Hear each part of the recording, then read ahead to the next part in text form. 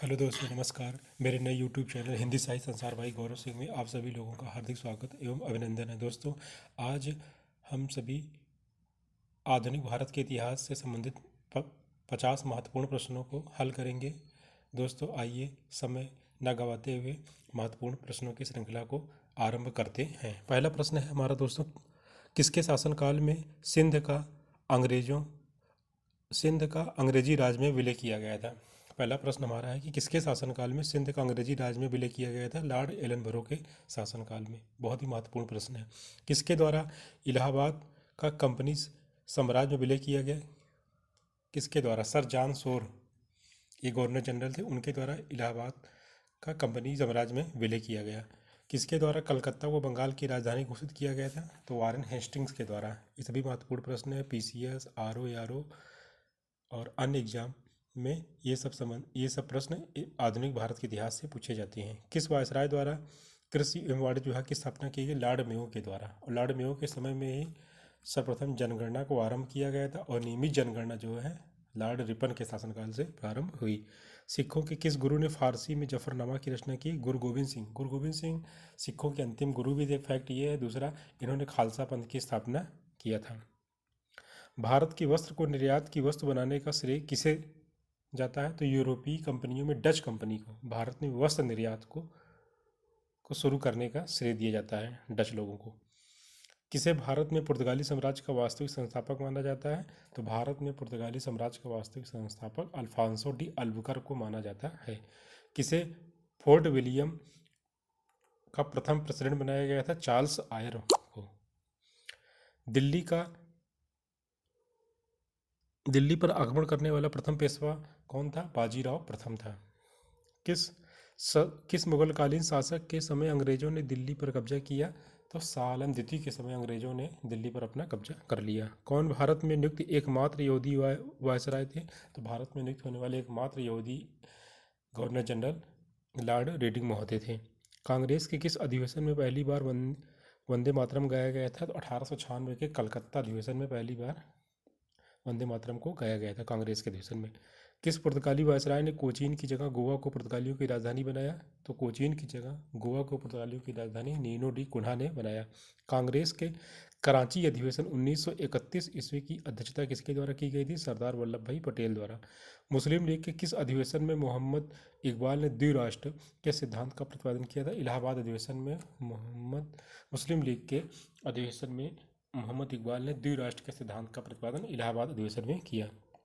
किन्हें भारत में trade union आंदोलन का जनक माना जाता है? एन.एम. लोखंडे। यह प्रश्न यूपीएससी में पूछा जा चुका है। भारत में क्रांतिकारी गतिविधियों का प्रारंभ सर्वप्रथम किस जगह से शुरू हुआ? भारत में क्रांतिकारी गतिविधियों का प्रारंभ महाराष्ट्र से होता है। स्वतंत्र बंगाल राज्य की नींव डालने का श्रेय किसे? मुर्शीद कुली खां को जाता है। डचों ने भारत में पहली व्यापारिक फैक्ट्री कहाँ स्थापित की थी? डचों ने भारत में पहली व्यापारिक फैक्ट्री मसूलीपट्टनम में स्थापित किया। किस गवर्नर जनरल के समय बर्मा का भारत में विलय किया गया? लॉर्ड डफरिन के समय में। और बर्मा का भारत से अलग हुआ 1935 के भारत शासन अधिनियम 1935 के द्वारा। 1856 में अवध के कुप्रशासन के आधार पर विलय के पश्चात किसको अवध का रेजिडेंट बनाया गया? Henry Lawrence. और ये लॉर्ड डलहौजी के शासनकाल में हुआ था। पील आयोग का संबंध है भारतीय फौज के नवगठन से, जब 1857 के विद्रोह के बाद पील आयोग का गठन किया गया था सैनिकों की छटनी के लिए। पोर्टो नोवा के युद्ध में हैदर अली को किस अंग्रेज जनरल ने पराजित किया था? सर आयरकूट ने। किस अंग्रेज द्वारा एक से अधिक बार कांग्रेस की अध्यक्षता की गई? सर विलियम बेटनबर्ग के द्वारा। शक्ति नौसेना विद्रोह जिसको कहते हैं 1946 किसके हस्तक्षेप द्वारा आत्मसमर्पण कराया गया? सरदार वल्लभ भाई पटेल के द्वारा। कांग्रेस के किस अधिवेशन में स्वराज पार्टी को मान्यता दी गई? दिल्ली के विशेष अधिवेशन द्वारा। काकोरी ट्रेंड एक्शन केस के अभियुक्तों की पैरवी किसके द्वारा किया गया था? चंद्रभानु गुप्त के द्वारा। काकोरी कांड कब हुआ था? 1925 में। किसने अपने विचारों का प्रसार तहजीब उल अखलाक नाम पत्रिका से किया? सर सैयद अहमद खान ने। हिंदुस्तान रिपब्लिकन एसोसिएशन का मुख्यालय कहाँ बनाया गया था? आगरा में। 1858 ईस्वी में उत्तरी पश्चिमी प्रांत का मुख्यालय किसे बनाया गया? इलाहाबाद को। कांग्रेस के कितने अधिवेशनों का आयोजन उत्तर प्रदेश में किया गया? तो कांग्रेस के 8 अधिवेशनों का आयोजन उत्तर प्रदेश में किया गया। किस आंदोलन के दौरान बनारस में राष्ट्रीय शिक्षा के विकास हेतु काशी विद्यापीठ की स्थापना किया गया? अशोक आंदोलन के दौरान काशी विद्यापीठ की स्थापना किया गया।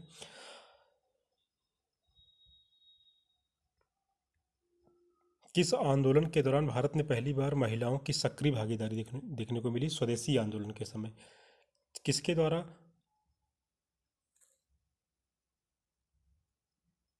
कानपुर में भारतीय कम्युनिस्ट पार्टी की स्थापना किया गया था, तो सत्यभक्त नायक के द्वारा। किनके द्वारा कांग्रेस के अधिवेशनों की अध्यक्षता नहीं की गई?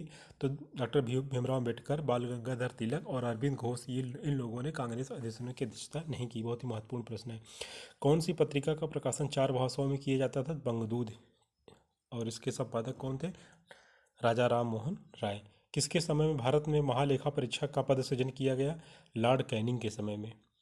1919 के अधिनियम की जांच हेतु कौन सी कमेटी गठित की गई थी? मुडीमैन समिति। और 1919 के अधिनियम को लॉर्ड चेम्सफोर्ड अधिनियम भी कहा जाता है। खिलाफत कमेटी के किस सम्मेलन में गांधी जी को ब्रिटेन के खिलाफ असहयोग आंदोलन प्रारंभ करने का अधिकार दिया गया? इलाहाबाद अधिवेशन सम्मेलन में। किस आंदोलन के दौरान महात्मा गांधी जी ने कैसर ए हिंद की उपाधि वापस कर दी थी? तो असहयोग आंदोलन के समय चौरी चौरा कांड के कारण। कांग्रेस के किस अधिवेशन में स्वदेशी तथा बहिष्कार आंदोलन का प्रारंभ किया गया? बनारस आंदोलन अधिवेशन के समय। किसे आधुनिक भारत का प्रथम राष्ट्रवादी कवि कहा जाता है? विवियन हेनरी विवियन डेरोजियो को। राष्ट्र गोपतार पत्रिका का संबंध किस धर्म सुधार आंदोलन से है? पारसी धर्म सुधार आंदोलन। किसके विरोध में सत्याग्रह सभा की स्थापना किया गया था? रॉलेट एक्ट के विरोध के समय में। किस अधिनियम के द्वारा बर्मा को भारत से अलग कर दिया गया? 1935 के अधिनियम के द्वारा बर्मा को भारत से पृथक कर दिया गया। शिक्षा से संबंधित सैडलर विश्वविद्यालय आयोग का गठन कब किया गया था? 1917 ईस्वी में। The cult of bomb article किसके द्वारा लिखा गया? महात्मा गांधी के द्वारा। कौन गोपाल कृष्ण गोखले के आध्यात्मिक एवं राजनीतिक गुरु थे? तो गोपाल कृष्ण गोखले के आध्यात्मिक एवं राजनीतिक गुरु महादेव गोविंद रनाडे थे। और महात्मा गांधी जी के राजनीतिक गुरु कौन थे? गोपाल कृष्ण गोखले। किसके द्वारा भगवत गीता का अंग्रेजी अनुवाद किया गया? चार्ल्स विल्किंस के द्वारा। जवाहरलाल नेहरू द्वारा किस अधिनियम को दास्ता का अधिकार पत्र कहा गया? भारत शासन अधिनियम 1935 ईस्वी को। दोस्तों, आधुनिक भारतीय इतिहास के 50 महत्वपूर्ण प्रश्न को आप सभी के लोगों के समक्ष मैंने प्रस्तुत किया। ये सभी प्रश्न बहुत ही महत्वपूर्ण है। आगामी परीक्षाओं उत्तर प्रदेश पीसीएस, उत्तर प्रदेश समीक्षा अधिकारी, सभी परीक्षाओं में ऐसे प्रश्न बनने की संभावना रहेगा। आप सभी लोग इस वीडियो को ज़्यादा से ज़्यादा लोगों के साथ शेयर करिए, चैनल को सब्सक्राइब करिए और अपने सुझाव कमेंट बॉक्स में ज़रूर दीजिए।